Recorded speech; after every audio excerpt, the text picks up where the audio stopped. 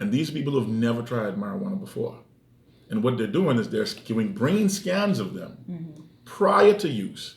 And then they're testing brain function and doing brain scans. So we got a chance to actually see what your brain looks like actually on marijuana. And what they're finding is that, particularly for older patients whose brains have been developed, they're not seeing any real loss of brain function or cognitive function. And so it's very unique, and it's strain specific. So So we've talked a lot about the positives, like any drug. yes, And it is a drug. yeah. What are some of the negative effects, other than it's on younger children, that we have to be aware of, because we have to always balance everything. I think the biggest negative effect we see in any kind of use, whether it's recreational or medicinal, is that right now it's basically being self-medicated. Medicines and medical treatment are complex processes, and I know this sounds strange to people. I talk to students all the time. I was talking to my alma mater at Bombs Academy yesterday, and they said to me, "Why do you have to go to school for so long to be a doctor?" It's a fairly So complex. are you kind of alluding that maybe these are toxicity kind of effects, rather than just straight on side effects? I think anytime you get a process in which people who have not been trained to study the body, how the body works, how diseases impact the body, you know what I'm talking about, physiology and then pathophysiology, and then the medicinal chemistry. So you study how the body works, how disease impacts the body, and then how the chemicals and biologicals we put in that body that's being affected by a disease work.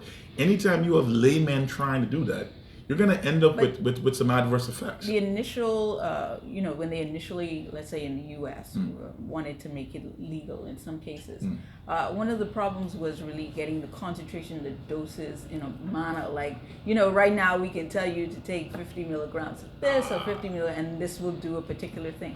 Doesn't that seem to be one of the issues that we're having with? It's a huge issue, and it's one of the reasons why, as an organization, the Caribbean Association of Pharmacists has been agitating and advocating across the region for research. As a healthcare provider, I want to be able to say, when a patient comes to me, to say to them, okay, if you are going to use medicinal marijuana, you should be using this strain at this strength, at this frequency, at these times. Right. The same way as a physician, if Yes. you're going to recommend that. Well, I would love to get to that point, and with me, I would prefer if we get to that point, then it's something that we think of. But I agree with you, and as a big part of the reason I wanted to talk to you, because you talked about research. I'm very interested in research. Yes. And you talked about us being the lead on this in the region. What all were you meaning by that? Here's the thing that drives the process of research. Remember that every research facility that has an FDA approved process in the U.S. is getting their marijuana from the government site, which is pretty much, until recently, out of Colorado, it's been the University of Mississippi's marijuana plantation. It's bad substandard marijuana. Okay, I had a phone conversation with Sue Sisley, who is the number one researcher in marijuana research in America, and she said the same thing. She says we'd love to do studies with actual real marijuana and not the stuff that's coming out of there. I believe that Bahamas, which has a climate and has the availability to have the best possible different types of strain. We're one of the few countries with different types of soil in different islands. Yes. Okay, we can access the strain specificity. We can have the research here. We can be the leader in this. The other thing is that, unlike the U.S. government, where it's a Control 1 and schedule, and you'd have to have a full federal recall, we already have laws in place that allow for the government to approve research Right. simply by request. So how difficult is this? Why aren't we pursuing this? I don't know that we're not pursuing it. The government has said that they are in consultation. They're going to be they're going to take into account what the CARICOM initiative and research on this is. Well, Dr. Sands so far has said that we're not taking the lead on this. Well, I mean, I'm assuming that that's a statement of present day and not that we're not going to take the lead Right. on it. This is something, obviously, that if it's going to happen, the government has to take a policy decision on it. We're understanding that the government has not had a full discussion on this. They're still in the information gathering stage. They're waiting on the CARICOM report, which I guess coming out soon. And by the end of the day, I think what you're going to have is our government, which our prime minister is a physician. We have a number of scientists and well-educated persons who have been involved in research, including the Minister of Health. I think letting the science be a part of their decision-making process is going to work for us. So I'm actually optimistic that as more and more opportunities grow and develop, and as more and more information comes out, that the wise men who sit in governance are going to be guided by information. As the president of the Caribbean Association of Pharmacists, what is that group's stance on medicinal marijuana? Our stance is really for science. Here's our thing. Our members are not pro-marijuana or anti-marijuana. What we want is, can we get the information so that when our patients come to us, we can provide them with the best possible information. If the science comes out and says, look, as much as this thing works really well, 10 years down the road, it's going to be too big of a problem in terms of diseases developing later or whatever else, then we're going to be guided by the science. We're not driven to any side in this. Right. Our side is, can we get the science? And since here is something that grows indigenously in just about every member state within the Caribbean Association of Pharmacists, so we also realize that if it's there, and because there is strain specificity, there is a chance that there is something that grows in Antigua that will only be grown in Antigua, that can only have a way to develop and be used for treatments for that particular disease. And that would be great for Antigua. There may be something that grows only in Andros that can do that. And so, we want to. Do you think too, as well as we have a different kind of population from the U.S. and the other people who are leading in the study of marijuana? I've always thought we have to do things in the context of ourselves. We usually take that information and then kind of apply it to ourselves. If we now take this as a stance to start doing research for our populations, and we should, we should. You're talking about a plant that at its very core level affects and impacts metabolic processes. Well, we know that our metabolic profiles within the Caribbean are much different than I use this example in my talk on Thursday at Rotary. I love my Norwegian brothers and sisters, but their bodies process things differently than we do, all right? And that's where the genetics and that's where genetics comes into play. So we want to make sure that we're doing things that not just impact the global aspect of this use of this product, but the local aspect too, because our patients are local. So that I think is where the Caribbean Association stands. We want to make sure that we're providing not just information, but resources. Okay, because keep in mind that the only foreigner to ever have a patent and a drug study for marijuana approved by the United States, Henry Lowe, is a Jamaican. He's a Caribbean. Okay? And so we have people there.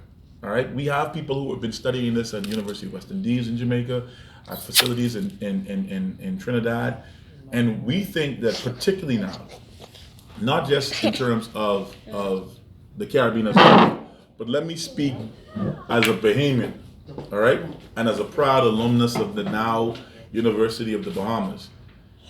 There is no reason why at UV we can't be leading the way in this research, even if it's just retrospective, talking to people who have used it and finding out why and how they've been able to do certain things. So from my end, I think we're just hitting the tip of the iceberg. And I think it's important to our community. I mean, I spent time up at Sandilands, and I see a lot of young men coming in with psychosis. You're not sure if it's the marijuana, was there something else in there? That would be a good point to kind of look and see, really, is it causing a problem with our young people in this community? So it's already affecting us and it's something that we need to study anyway. Yes. And Yes. so tomorrow, the minister or the powers that be said, we're going to look into this thing. What is the first step that you should be taking? Well, the first step is with any research. There are people out there who want to make this a commercial product, right? So when a drug company wants to make a product, a commercial product, they fund the research. Mm-hmm. There are people out there who would be willing to fund the research. Yeah. Okay? And I think it's a good opportunity to build and grow the capacity. The second thing is for us to have an honest discussion with our citizenry that says to them, what are your usage rates? What are the things you're using it for? How are you self-medicating? Why are you self-medicating? And have a real discussion with them as to what their use is. I'll give you a quick example. When our colleagues in Jamaica decriminalized, a year later they said, "Oh my goodness, the youth rates have gone up by 50%." My question has always been, did the use go up 50%? Or did the fact that it was now decriminalized, you found out that 50% more people that were smoking it behind the bush are now smoking it in front of the bush? And so we need to know truly what our real rates are. So this sounds like some pre-study, pre-testing even before. Oh, yes. Get the data, get the information, and then we have something to compare with when we start our studies. Yes. And I think that approach makes sense because, like you say, you don't want to be looking back and be like, was this a problem before? Was it not a problem before? Exactly. Was it like this? Did the use go up? Is it an access thing? What is it that's causing these changes? And so I think that's very, very important, and we have to look at those things. Pre-assessment is always important. Pre-assessment is important. The other thing too is when we do our pre-assessment, we're also setting what our standards are in terms of how we want to proceed, because again, we don't want to get the medicinal utilization or the possible medicinal utilization hijacked by this recreational use discussion. Exactly. Okay? I do a talk on addiction. One of the things I tell them in my research, we found out that the addictive tendencies of humans is something that is born out of the instinct, the very base of who we are. Yeah. We've always tried to use stuff. What we've done as humans is always try to make it stronger, faster, quicker, better. But it also, we have to have education in there as well, because a lot of people will say that marijuana is not addictive, it's a natural thing. I try to remind them that a lot of the drugs that we have now, they all came from natural plants. And somebody was using it, and people were even addicted to it, like opioids and different stuff. They all stem from some type of natural plant. And what folk have to understand too, that addiction is twofold.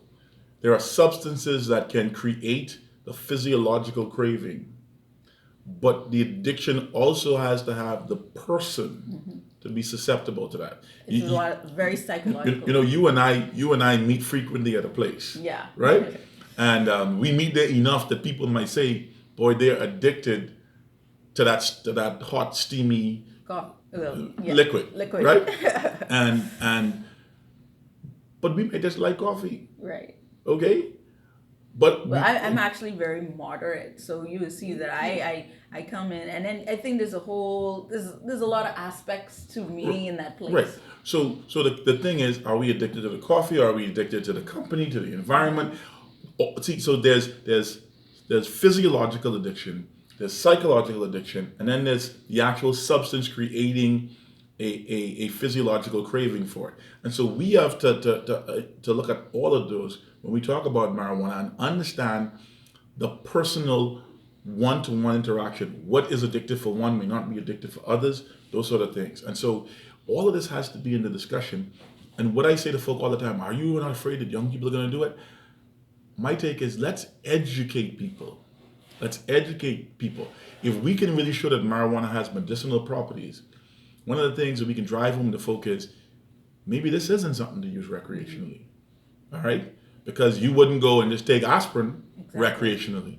Right. And so these are the discussions. And the that thing we have to about have. it with our population, if you tried to put some medication on them for anything, even hypertension, diabetes, they don't want it, but they will say, I will smoke marijuana or I'll use marijuana every day. Yeah. And so it's the same type of thing. And obviously, if your body's craving it, if you want it every day, there has to be some relationship where it's affecting